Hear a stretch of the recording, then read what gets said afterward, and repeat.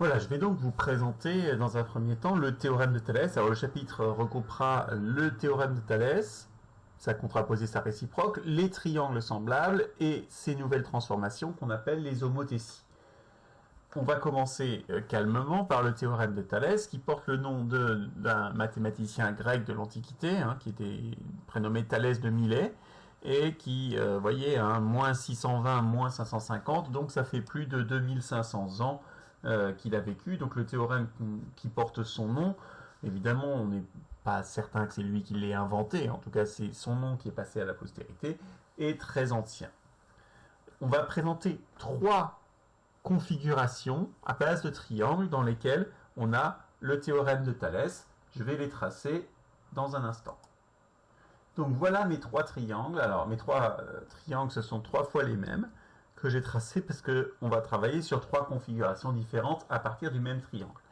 Il s'appelle partout ABC et j'ai entouré A en rouge parce que pour les explications, A va être celui que j'appelle le sommet principal, celui à partir duquel les choses se passent. Qu'est-ce que l'on va faire à partir du sommet principal? Lui, on ne va pas y toucher.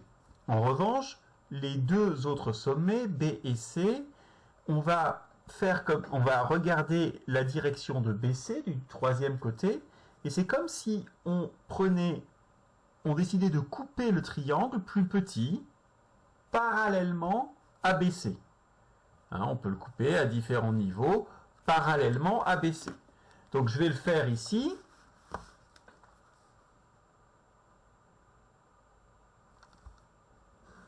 Voilà, pardon. Ici, j'ai coupé en deux points que je vais appeler toujours de la même façon M sur AB et N sur AC. Donc M est sur le côté AB,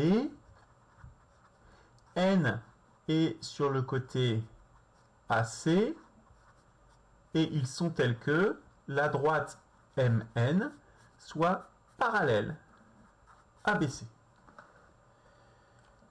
Dans ces cas-là, d'après ce qu'on a expliqué tout à l'heure, évidemment, il y a des angles qui sont égaux. Cet angle ici est le même que celui-là. Cet angle-là est le même que celui-ci. Ils sont correspondants pour les deux droites parallèles. Et évidemment, en A, on a toujours le même angle.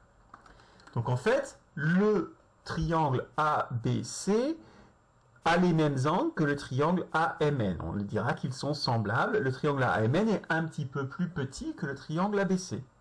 En fait, il est proportionnellement plus petit. C'est comme si on avait rétréci tous ses côtés, ici c'est une réduction, avec un même coefficient.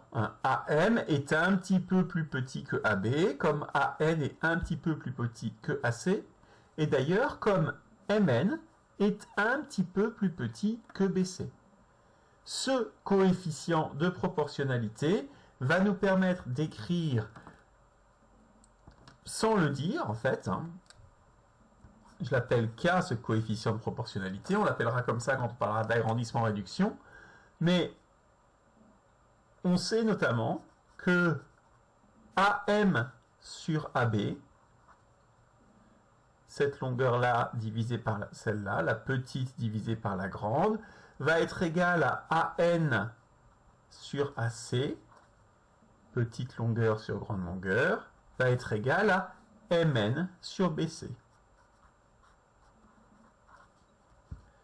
Eh bien, le théorème de Thalès, il va nous dire ça. Il va nous dire, lorsqu'on a un triangle, avec des points sur les côtés tels que MN soit parallèle à BC, alors forcément, on a cette double égalité. Alors je dis double égalité parce que celle-ci, on n'en parlera pas. Celle qu'on va mettre en avant, c'est celle-ci. AM sur AB égale AN sur AC égale MN sur BC.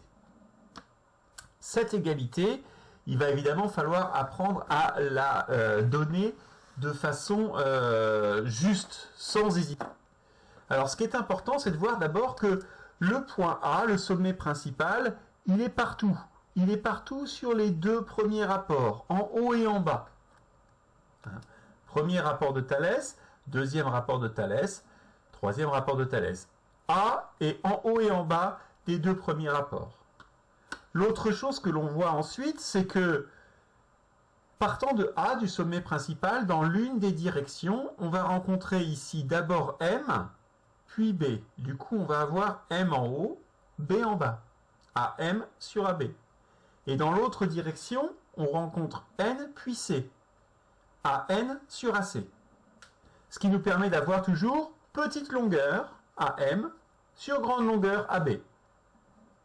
AN sur AC, petite longueur sur grande longueur.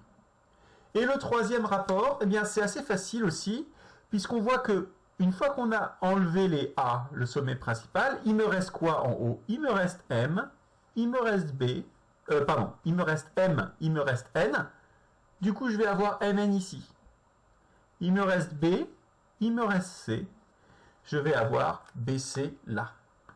Donc, ces petits trucs nous permettront d'avoir toujours le bon rapport de Thalès, et ce sera un premier entraînement que d'avoir le bon rapport de Thalès. Voilà, j'ai fait un petit résumé. Pour écrire correctement les rapports de Thalès, pensez au sommet principal, qui ici c'est A, donc il est présent en haut et en bas des deux premiers rapports. Aux directions des côtés, dans la direction de AB, je rencontre d'abord M puis B, et dans la direction de C, j'ai N puis C, et au troisième rapport qui s'obtient forcément à partir des deux premiers.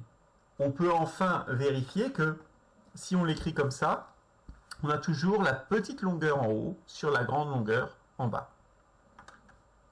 Donc ça, c'est le théorème de Thalès. Et ce qui est important, c'est que, évidemment, il est vrai, même si cette droite ici, Mn, était déplacée. Je l'ai tracée ici, mais si je l'avais placée ailleurs, avec M ici et N là, eh bien, j'aurais exactement la même chose. C'est juste que les résultats numériques de ce théorème ne seraient pas les mêmes. Alors, ce qui va se passer ensuite, c'est qu'on va étendre ce théorème. Parce que, certes, là, ma droite Mn, je peux la faire se balader dans le triangle, en coupant le triangle plus petit, mais elle pourrait avoir envie de se déplacer par là. On va voir ici ce que ça donne. Imaginons que la droite, qui était ici, elle ait décidé de se déplacer plus loin, vers l'extérieur du triangle, par exemple, jusqu'à cette position-là. J'ai toujours M sur AB, c'est plus seulement sur le côté AB, mais sur la droite AB. N est toujours sur AC, Mn est toujours parallèle à BC. Et bien dans ces cas-là, le théorème de Thalès restera vrai, c'est-à-dire que partant du sommet principal, qui va être en haut et en bas de mes deux premiers rapports, je vais avoir soit AB sur AM, mais je préfère l'écrire toujours AM sur AB parce que c'est comme ça que je vais l'apprendre, AM sur AB, égale AN sur AC, égale Mn sur BC. C'est la même égalité. La seule différence, c'est qu'ici, j'avais petite longueur en haut, grande longueur en bas, alors que là, j'ai plutôt grande longueur en haut, petite longueur en bas, mais c'est cohérent sur mes trois rapports. Donc le théorème, en fait, c'est le même. On pourrait très bien se dire, ici, j'ai commencé par le grand triangle, je l'ai rétréci. On aurait très bien pu commencer par le grand triangle là et le rétrécir là, ça aurait été la même situation. Enfin, dans le dernier cas, eh bien, la droite qui était ici parallèle à BC, d'abord dans le triangle, qui après est sortie du triangle d'un côté, pourrait décider de sortir de l'autre. Dans ces cas-là, on n'a plus un grand triangle et un petit triangle les uns dans les autres, mais on a deux triangles de taille différente qui sont tête-bêche. On appelle ça la configuration nœud papillon, parce que ça ressemble un petit peu à un nœud papillon. On vérifie que M est toujours sur AB, maintenant il est de l'autre côté, que N est toujours sur AC, A est toujours mon sommet principal, et bien dans ce cas-là, A va rester en haut et en bas de mes deux premiers rapports. Et là aussi, dans une direction, je vais prendre AM d'abord, AB ensuite, AM sur AB, égale AN sur AC, égale toujours Mn sur Bc. Donc le théorème de Thalès tel qu'on va l'écrire dans la troisième vidéo, c'est un théorème qui est valable dans tous ces cas, des cas triangulaires et des cas nœuds papillons, que l'on va unifier en parlant de certaines droites parallèles. Les parallèles sont évidemment Mn et Bc partout, et de deux autres droites séquentes. Alors ici, les droites séquentes, on les voit un peu moins parce que ce sont deux côtés du triangle, mais vous voyez ici, comme j'ai été amené à les prolonger, on peut imaginer que cette droite et celle-là sont séquentes en A. Le point A, c'est le même partout, c'est mon sommet principal.